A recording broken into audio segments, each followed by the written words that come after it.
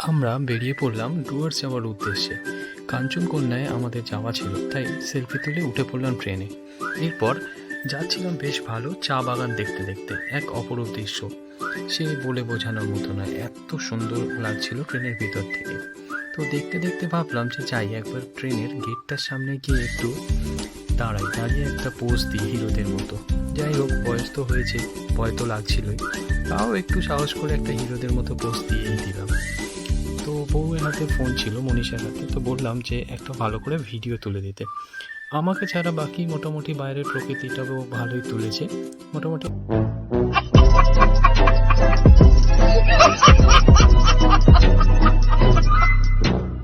আমি ফ্রেমে নেই, কিন্তু চা বাগানটা অবশ্যই আছে।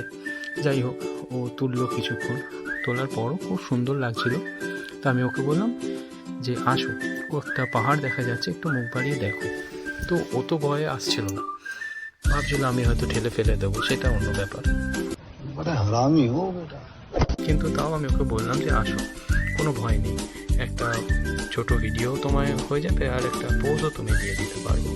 তারপর ও একটু ভাবলো, ভেবে বাইরের সৌন্দর্য দেখতে দেখতে মনে হয়তো একটু সাহস পেয়েছিল, তাই বললো ঠিক আছে আমি আসবো। ততক্ষণে অবশ্য পাহাড় চলে গেছে। পাহাড় গেল কি হবে, এত সুন্দর দৃশ্যটা ছিল যে ওটা সত্যি দেখার মতো। তো ও কিছুক্ষণ ভেবে চলে এলো ঠিক সামনেটায় গেটের, এসে হাসছিল, ভয়েই হাসছিল, ভাবছিল ফেলে দেবো, বর্ষাটাই উঠে গেছে আমার প্রতি। যাই হোক, তারপর বললো আমার একটু ভালো করে যেন ভিডিওটা হয়। তো আমি তোলার চেষ্টা করলাম, করতে করতে ও একটু পোজ দিল। যাই হোক, এরপর ট্রেন থেকে নামলাম এবং হোটেল থেকে দারুণ একটা অভ্যর্থনা পেলাম। তারপর হোটেলেই গাড়ি পাঠিয়েছিল, সেই গাড়ি করে আমরা চললাম আমাদের নেক্সট ডেস্টিনেশন, যেটা ছিল হচ্ছে মূর্তি নদী। তো মাঝে একটু দাঁড়িয়ে ফটো সেশন চললো, একটু পোজ দেওয়া হলো, এই একটু হিরোদের মতো ভাবলাম নিজেকে, তাই গাড়ির সামনে দাঁড়িয়ে দাঁড়িয়ে কয়েকটা ছবি তুলে নিলাম। ততক্ষণে আমাদের ড্রাইভার মশাই গেছিলো একটা এমার্জেন্সি কাজে, তাই জন্যই সময়টা পেয়েছিলাম যদিও। তো সবাই মিলে ফটো তোলার পর আমরা এবার আবার রেডি হচ্ছিলাম রওনা দেওয়ার জন্য। কোথায় যাব? ওই মূর্তি নদীর ওদিকেই। যাই হোক, আবার আমরা যেতে লাগলাম। যেতে যেতে আশেপাশে সুন্দর দৃশ্যগুলো উপভোগ করতে থাকলাম। এবারে শিখলাম মূর্তি নদী, হ্যাঁ এটাই মূর্তি নদী।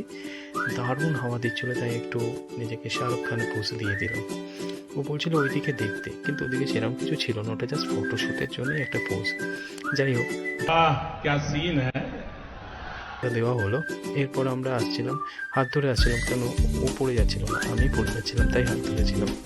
তো এইভাবে করতে করতে আমরা বেশ খানিকটা ফটোশ্যুট করলাম, একটার পর একটা ফটো তুললাম। সত্যি দেখার মতো জায়গা, জলটা এত সুন্দর ছিল, এত পরিষ্কার এবং ক্রিস্টাল টাইপের ছিল জলটা, মানে দেখার মতো, মানে বলে বোঝানো যাবে না, এতটাই সুন্দর। তো ওটার ভিডিও করছিলাম আমরা। বেশ খানিকক্ষণ ভিডিও করার পর আমরা এবার ভাবছিলাম যে কিছু নিজেদের শর্ট ভিডিও বানাই। তো তার আগে ভালো করে মূর্তি নদীটার ফটোটা আমরা তুলে নিয়েছিলাম। তুলতে তুলতে তারপর মাকে বললাম যে মা আপনি আসুন, একটা ছোট ভিডিও করে দিন। পিছনে মনীষাও দাঁড়িয়ে আছে, আগে ওটা করতে বলেছিল, কিন্তু আমি বলেছিলাম যে না, তোমার প্রচুর টাইম লাগবে, তাই মাকেই আগে একটা শর্ট ভিডিও করে দিই। তো যাই হোক, ভিডিওটা হলো। বেশ খানিকক্ষণ পর আমরা ভিডিওটা করতে করতে মনীষাও চলে এলো। এসে ও মাথায় হাত দিয়ে একটা স্টাইল দিচ্ছিল, আমি প্রথমে বুঝতে পারিনি এটা কীরকম স্টাইল। যাই হোক, ভিডিওটা করেছি, করতে করতে দেখছি ও হঠাৎ বনবন করে ঘুরছে। আমি জিনিসটা তখন বুঝলাম যে ওটা ঘোরা না, ওটা ওর পোজ। যাই হোক, ভালোই হচ্ছিল। এরপর আমাদের আরেকটাও ডেস্টিনেশন ছিল, এই দেখো, এইবারে ও করতে শুরু করেছিল ঠিক এইভাবে। আমি বুঝতে পারিনি প্রথমে এটা পোজ ছিল, আমি তো ভাবলাম মাথা ঘুরে পড়ে যাবে। कौन है ये लोग? कहां से आते हैं? তো যাই হোক, পোস্টটা হলো। তারপর আবার আমরা আস্তে আস্তে ভিডিওটাকে কন্টিনিউ করছিলাম। করতে করতে স্টাইলও শেষ হলো, ভিডিওটাও আমাদের মোটামুটি শেষ। এরপর একটু প্রকৃতিটা ভাবলাম দেখিয়ে দিই, যার জন্য আসা। তো বেশ ভালো জায়গা মূর্তি নদী। এরপর আমাদের যেতে হতো হোটেলে, তাই জন্য আমরা হোটেলের দিকে রওনা দিয়ে দিলাম, কারণ আমরা ওইদিন স্টেশন থেকে আসছিলাম। তো প্রথম একটা স্পট দেখে আমাদের হোটেলে নিয়ে যাওয়ার কথা ছিল, তাই সময়ও বেশি ছিল না আর আমরা বেশ টায়ার্ডও ছিলাম। তো তো আমরা আবার গাড়িতে উঠলাম এবং হোটেলের থেকে রওনা দিলাম। আর গাড়িতে যেতে যেতে এত সুন্দর জঙ্গলের মধ্যে দিয়ে দৃশ্য, সেটা ভিডিও না করে পারলাম না। দারুণ লাগবে ডুয়ার্স, আর মূর্তি সত্যিই খুব ভালো জায়গা। তো গাড়িতে বসে ভিডিও করছিলাম, করতে করতে বেশ ভালোই লাগছিলো, ভয়ও লাগছিলো বাইরে বের করতে যদি ফোনটা পড়ে যায়। তো এত সুন্দর দৃশ্যটা লাগছিল, তো আমি পুরো ভিডিওটাই মোটামুটি করেছি।